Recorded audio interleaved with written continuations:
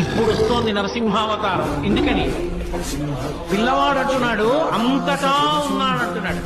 హిరణ్యకశిపుడు ఈ వేళ్లు ముడిచాడు, ఈ వేలు పైకి తీశాడంటే ఇలా చూపించి ఎక్కడో ఆపుతాడు.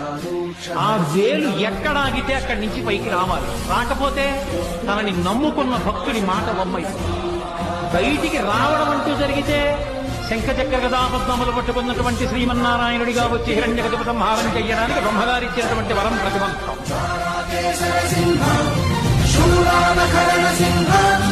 శాశ్వత్శాంతి సంస్థాపనార్థక లోకధ్వంస విధ్వంసకారక మృత్యుంజయ విజయ నారసింహ